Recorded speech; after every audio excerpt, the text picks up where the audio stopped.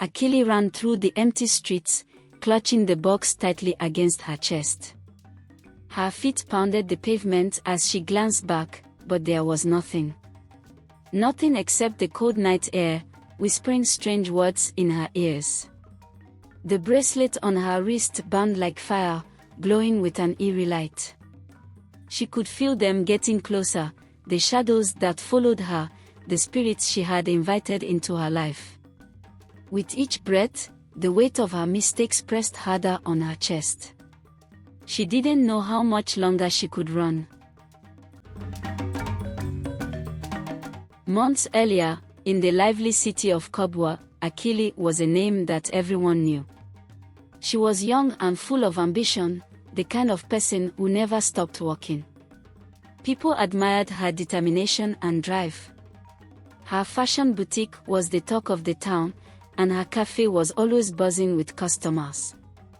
Life was good for Akili, and her successes made her family proud. But no matter how much she achieved, Akili always wanted more. Something inside her pushed her to reach higher, to grasp for things she wasn't sure she could hold.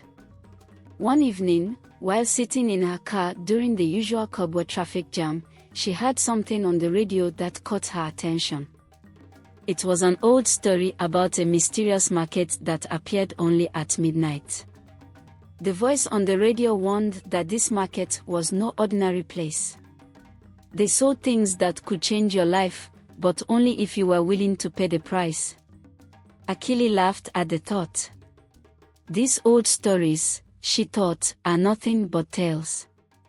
But as she turned off the radio and drove home, she couldn't stop thinking about it. Could there really be a market like that? A place where anything was possible? That night, as Akili lay in bed, the story of the midnight market kept swirling around in her mind. She couldn't shake it. What if it was real? What if there were things in that market that could make her life even better? She was already successful, but what if she could have more? The thought excited her, and before she knew it, she was planning to find out for herself. Midnight came, and Akili found herself driving through the quiet streets of Kobwa. The city that was usually so full of life was now silent, as if holding its breath. She didn't know where to go, only that something was guiding her. As she passed an old temple near the edge of the city, her headlights flickered, and she saw a narrow path she hadn't noticed before. It seemed to appear out of nowhere, hidden between crumbling walls and overgrown trees. Akili stopped her car, her heart beating fast. This was it, she thought. The market. Without a second thought, she got out of the car and followed the path. The air was thick with the smell of earth and something else she couldn't quite place. As Akili walked deeper into the passage, she heard the faint sound of drums in the distance. The path twisted and turned, but she kept going, her heart racing with both fear and excitement. And then, just around a bend, she saw it, a market bathed in soft golden light. The market was alive with people. There were tables filled with strange goods, herbs that shimmered in the light, colorful fabrics that seemed to move on their own, and artifacts that looked like they were from another world.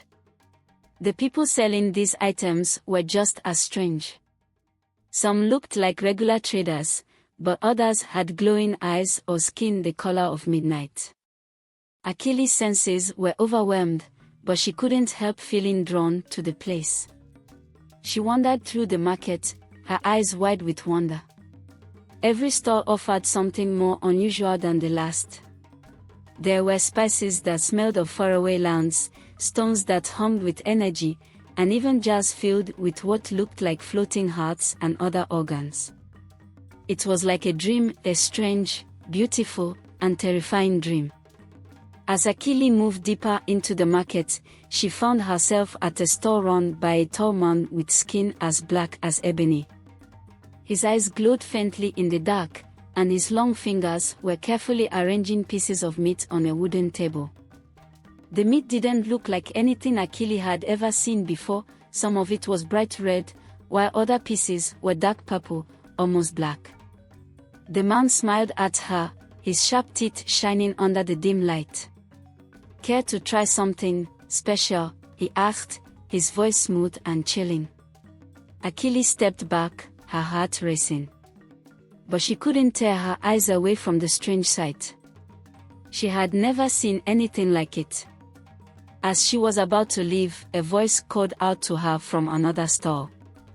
An old woman, hunched over and covered in wrinkles, beckoned Akili closer. On her table were jars filled with organs that floated in a thick, cloudy liquid.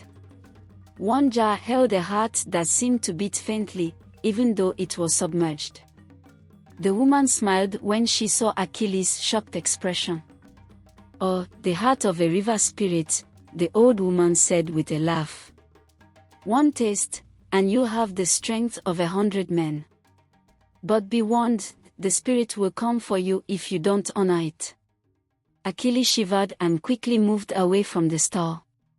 As she continued walking, she noticed the market changing. The lights seemed to dim, and the people around her became stranger. Some walked on their hands, while others transformed into animals before her eyes.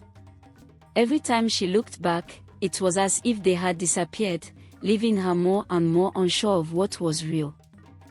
Finally, Akili's eyes were drawn to a small, quiet stall at the very edge of the market. An elderly woman sat there, her eyes sharp and knowing. She didn't speak, but she motioned for Akili to come closer. On the table in front of her was a small, intricately carved wooden box. Without saying a word, the woman pushed the box toward Akili. "This is what you seek," the woman finally said, her voice soft but powerful. Akili felt something pull her toward the box, as if it was calling to her. She reached out to touch it, but the woman grabbed her hand, her grip surprisingly strong. "Be sure of what you're doing," the woman warned. "Once you take this, you can't go back." Akili nodded, though she didn't fully understand what the woman meant. She handed over a large sum of money, but the woman shook her head and smiled. "The price is something greater," she whispered. "You will see." Back at her apartment, Akili placed the box on her dining table and stared at it for hours. The carvings on the box seemed to move under the dim light, and the air around it felt thick with energy. She could feel the weight of something strange and powerful coming from the box, but she couldn't resist. She had to know what was inside. Finally, with trembling hands, she opened the box. Inside was a delicate bracelet made of gold, with tiny stones that glistened in the light. It was beautiful, but something about it felt off. Without thinking, Akili reached out and touched the bracelet. As soon as her fingers brushed against it, a surge of energy shot through her body. It was as if a wave of power had crashed into her, filling her with strength and invincibility. She had never felt anything like it before. For the first time in her life, Akili felt truly unstoppable. In the days that followed, Akili's life began to change. Her businesses flourished in ways she could never have imagined. Opportunities seemed to appear out of nowhere, and people who once ignored her were suddenly offering her everything she had ever wanted. It was as if the bracelet was bringing her incredible luck, and Akili enjoyed every moment of it. But as her fortune grew, something else began to happen. At night, Akili started having strange dreams. She saw dark figures moving in the shadows, their faces hidden, whispering in a language she couldn't understand. They spoke of debts, of power, and of a price that must be paid. The dreams left her feeling uneasy, but she tried to push them away. After all, everything in her life was going so well, what was there to worry about? As the days passed, the dreams became worse. Akili began to see the shadowy figures not just in her dreams, but during the day as well. They were always just out of sight, hiding in the corners of her vision, but she knew they were there. The once joyful feeling of power and success started to slip away, replaced by a growing sense of dread.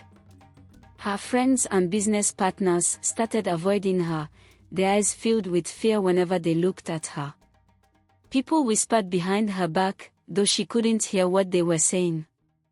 And the bracelet that had once felt like a gift now seemed like a curse. No matter how hard she tried, she couldn't remove it from her wrist. It was as if the bracelet had fused with her skin. The spirits began speaking to her directly, their voices filling her mind even when she was awake. They told her that she had taken something that wasn't hers, and now she had to pay. Akili's once glamorous life had turned into a nightmare. The bracelet, which had brought her so much fortune, now felt like a chain, heavy and unbreakable. She couldn't sleep without the whispers haunting her dreams, and she couldn't walk through the streets of Kobwa without feeling the weight of invisible eyes on her. The spirits were growing stronger, their presence suffocating her, reminding her that time was running out. One evening, as Akili lay in bed staring at the ceiling, she heard the voices again. They were louder this time, angrier. "You have taken what is not yours. The price must be paid." The words echoed in her mind, and for the first time, Akili felt truly afraid. She realized that the spirits weren't just haunting her, they were coming for her. Desperate, she jumped out of bed and rushed to the place where it all began, the box that had held the bracelet. Akili grabbed the box from her dining table, her hands trembling. The carvings on the box seemed to twist and shift under her touch, as though the box itself was alive. She felt the bracelet burn against her skin, its glow brighter than ever. Her heart raced as she realized she had to return the bracelet, to undo what she had done, but she didn't know how. Suddenly, the room felt colder, and the shadows around her seemed to move. Akili's breath caught in her throat as she saw them, the spirits. They were no longer hiding in the corners of her vision. They stood around her now, their faces shrouded in darkness, their eyes glowing with anger. Their voices filled the air, harsh and unforgiving. "Return what you have stolen." Akili's pulse quickened. She didn't know what to do. She tried to speak, to beg for forgiveness, but her words caught in her throat. The spirits moved closer, their cold presence sending chills down her spine. She knew she had to act fast, or it would be too late. Clutching the box tightly, Akili dashed out of her apartment and into the night. The streets of Kobwa, usually buzzing with life, were empty and eerily quiet. Her footsteps echoed as she ran, searching desperately for the narrow path that had led her to the Midnight Bazaar. But no matter where she turned, she couldn't find it. The city seemed different, as though the very streets had shifted. The bazaar, the place where it had all started, was nowhere to be found. The spirits followed her, their presence growing stronger with each passing second. Akili could feel their cold breath on her neck, their whispers growing louder and more urgent. "You cannot run from us," they hissed. "You must pay the price." Akili's heart pounded in her chest as she ran through the dark streets, her mind racing for a solution. There had to be a way to undo this. She thought of the old woman who had given her the box. She must know how to fix this, Akili thought. She has to. Frantic and out of breath, Akili reached the outskirts of the city, where the old temple stood in ruins. The path to the Midnight Bazaar had once appeared here, but now there was nothing, just crumbling stones and an eerie silence. She collapsed at the foot of the temple, her energy drained, her body trembling from exhaustion. The bracelet burned hotter, glowing so brightly that it lit up the night. Suddenly, the spirits surrounded her, their voices now a chorus of anger and pain. They reached for her, their hands cold as ice, their faces twisted with fury. Akili felt herself slipping away, her energy draining as the spirits closed in. She had no strength left to fight. In a final act of desperation, Akili ripped the bracelet from her wrist. The pain was unbearable, as if the bracelet was pulling part of her soul with it, but she managed to pry it off and throw it into the box. The moment the bracelet hit the box, the spirits let out an ear-piercing scream that shook the air around her. The glow from the bracelet faded, and the world around her went dark. When Akili awoke, she was lying on the ground outside the temple. The first light of dawn was breaking over the horizon, casting a soft glow on the ancient stones.